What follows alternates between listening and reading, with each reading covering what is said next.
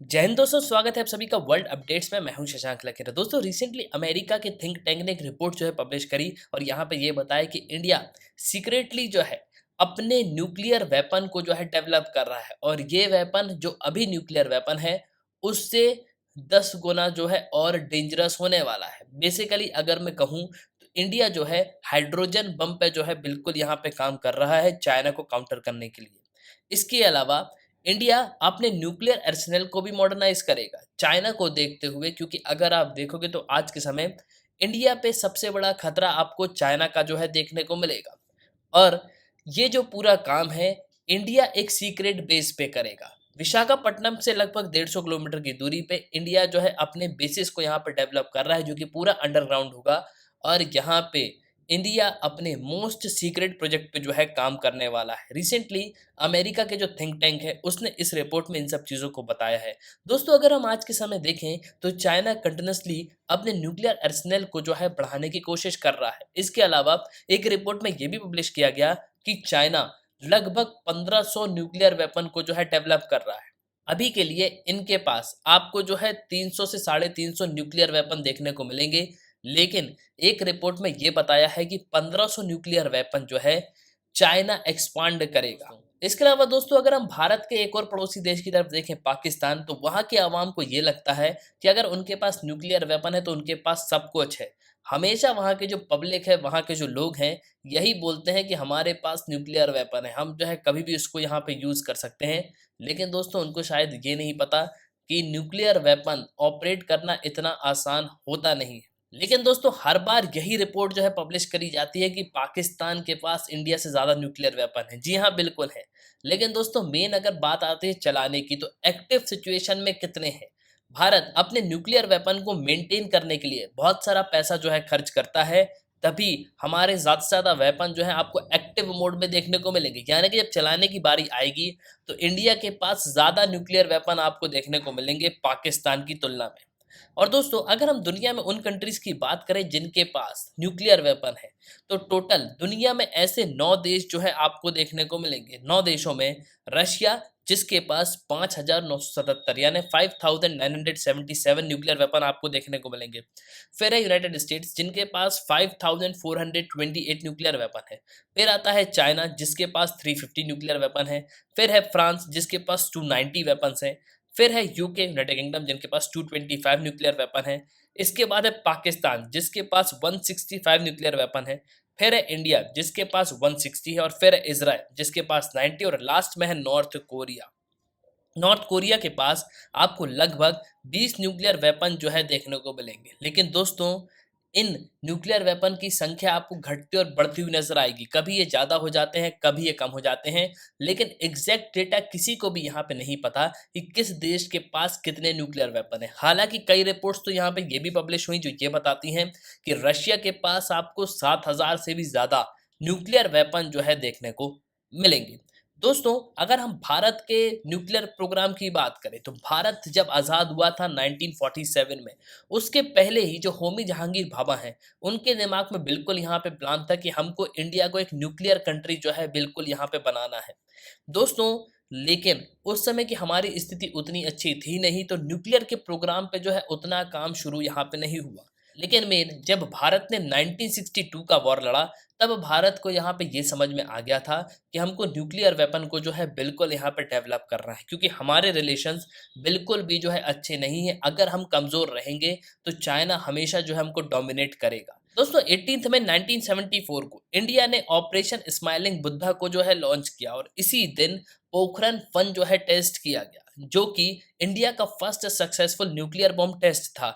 इस बम को जो पोखरण का आर्मी बेस है वहां पे डेटोनेट किया गया और इसमें आपको इंडिया के बहुत सारे साइंटिस्ट भी यहाँ पे देखने को मिलेंगे। इसके बाद इंडिया ने ऑफिशियल यहाँ पे अनाउंस किया कि जी हाँ, हम भी जो है न्यूक्लियर वेपन बनाने की कैपेबिलिटी बिल्कुल यहाँ पे रखते हैं। लेकिन दोस्तों, इंडिया के ऊपर प्रेशर इतना था कि इंडिया जो है टेस्ट नहीं कर पा रहा था अपने न्यूक्लियर वेपन को। लेकिन 1998 में फाइनली जब पोखरण 2 यहाँ पे टेस्ट होता है, अटल बिहारी वाजपेयी उस समय प्राइम मिनिस्टर थे, तब भारत ने सक्सेसफुल जो है अपने न्यूक्लियर वेपन को जो है टेस्ट कर लिया था। हालांकि इंडिया के पास बहुत पहले से ही यहाँ पे कैपेबिलिटी थी कि हम न्यूक्लियर वेपन को जो है बिल्कुल यहाँ पे डेवलप कर सकते हैं, क्योंकि हमारे पास दुनिया के सबसे बेहतरीन साइंटिस्ट की टीम थी। हमारे पास थे होमी जहांगीर भाभा, जिनको अमेरिका खुद चाहता था कि ये जो इंसान है ये हमारे जो है देश में आ जाए। अमेरिका खुद चाहता था कि होमी जहांगीर भाभा जो है अमेरिका के लिए काम करें। दोस्तों, होमी जहांगीर भाभा न्यूक्लियर साइंटिस्ट की रेस में आपको सबसे आगे जो है देखने को मिलेंगे। और दोस्तों, अगर हम एटॉमिक एनर्जी की बात करें तो होमी जहांगीर भाभा का नाम एटॉमिक एनर्जी में सबसे पहले आपको देखने को मिलेगा। दोस्तों, 1998 में भारत के पास न्यूक्लियर वेपन तो जरूर आ गया था, लेकिन अभी भी अगर आप देखोगे तो चाइना कंटिन्यूसली जो है अपने वेपन को मॉडर्नाइज कर रहा है। उसी को देखते हुए भारत की सरकार ने भी ये डिसीजन लिया है कि हम अपने न्यूक्लियर आर्सेनल को मॉडर्नाइज करेंगे। इनको हम इस तरीके से यहाँ पे डेवलप करेंगे कि हम इनको कहीं से भी जो है ऑपरेट कर सकें। दोस्तों, अभी के लिए मैं आपको बता दूं कि भारत ने बहुत सारे सीक्रेट बेसिस जो है बना के रखे हैं, जो कि चाइना को टारगेट कर रहे हैं। जी हाँ, इंडिया अपनी न्यूक्लियर स्ट्रेटजी को जो है पूरे तरीके से यहाँ पे चेंज करेगा। और अब भारत की सरकार ये डिसीजन ले रही है कि जिस तरीके से चाइना जो है अपने न्यूक्लियर आर्सेनल को बढ़ा रहा है, तो हम भी जो है अपने न्यूक्लियर आर्सेनल को यहाँ पे बढ़ाएंगे। दोस्तों, recently federation of American scientist ने इस रिपोर्ट को जो है पब्लिश किया है कि चाइना कंटिन्यूसली जो है यहाँ पे एक्सपांशन कर रहा है। इसी को देखते हुए भारत ने भी ये कहा कि हम बिल्कुल जो है अपने जो बेसिस है और हमारे जो न्यूक्लियर आर्सेनल हैं उनको यहाँ पे डेवलप करेंगे। दोस्तों, अभी के लिए भारत 8 डिफरेंट लोकेशंस पे न्यूक्लियर कैपेबल सिस्टम को जो है इंस्टॉल करके रखा हुआ है, जैसे कि 2 एयरक्राफ्ट हैं, 4 लैंड बेस्ड बैलिस्टिक मिसाइल हैं, 2 सी बैलिस्टिक मिसाइल हैं। इन जगहों से हम कभी भी जो है न्यूक्लियर वेपन को फायर कर सकते हैं।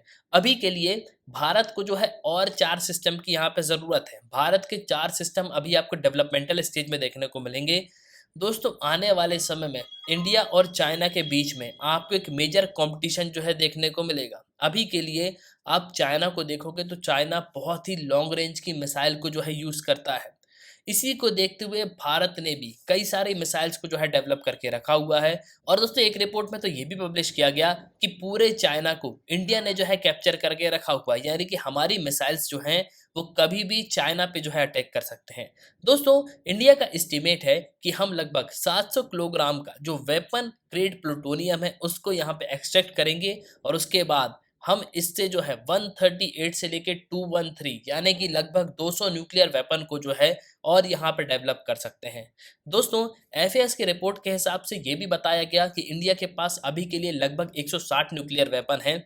और अगर आप चाइना का देखोगे तो चाइना के पास लगभग 350 न्यूक्लियर वेपन आपको देखने को मिलेंगे। वहीं पाकिस्तान के पास 165 है। लेकिन भारत के जो एडवांस स्टेज है, यानी कि जब फायर करने की बारी आएगी तो भारत के पास ज़्यादा न्यूक्लियर वेपन है। दोस्तों, इंडिया का वेपन ग्रेड प्लूटोनियम का जो सोर्स है वो आपको ध्रुव रिएक्टर देखने को मिलेगा, जो कि मुंबई के भाभा एटॉमिक रिसर्च सेंटर में जो है लगाया गया है। रिपोर्ट में ये भी बताया गया कि भारत अपनी प्लूटोनियम की जो प्रोडक्शन कैपेसिटी है उसको यहाँ पे और बढ़ाएगा, एक और रिएक्टर यहाँ पे लगाएगा। उसके बाद इंडिया और न्यूक्लियर वेपन को जो है बिल्कुल यहाँ पे डेवलप करने वाला है, क्योंकि चाइना से अगर आप देखोगे तो हमारा वॉर बिल्कुल यहाँ पे हो सकता है। दोस्तों, भले ही चाइना अभी जो है रुका हुआ है, वो अपने और वेपन्स को यहाँ पे डेवलप कर रहा है, लेकिन आने वाले समय में इंडिया चाइना का कॉन्फ्लिक्ट बिल्कुल जो है हमको बढ़ता हुआ नजर आएगा। और दोस्तों, ये जो बम होगा ना, ये होगा थर्मोन्यूक्लियर बम, जो कि न्यूक्लियर वेपन से आपको और एडवांस जो है देखने को मिलने वाला है। यानी कि अभी न्यूक्लियर वेपन मान लीजिए एक सिटी को टारगेट करता है, तो जो थर्मोन्यूक्लियर वेपन है अगर आप उसको 1000 मीलों की दूरी से भी देखोगे तो ये जो है आपको अंधा बना सकता है। थर्मोन्यूक्लियर वेपन जो है सबसे डेंजरस वेपन आपको देखने को मिलेगा, और इसको हाइड्रोजन बम भी जो है कहा जाता है। तो दोस्तों, आने वाले समय में अब देखना होगा कि आगे होता क्या है। इसी के साथ केतन, इस वीडियो का सुनने के लिए बहुत धन्यवाद। आप अपने ओपिनियन जो है कमेंट बॉक्स में लिखिएगा ज़रूर।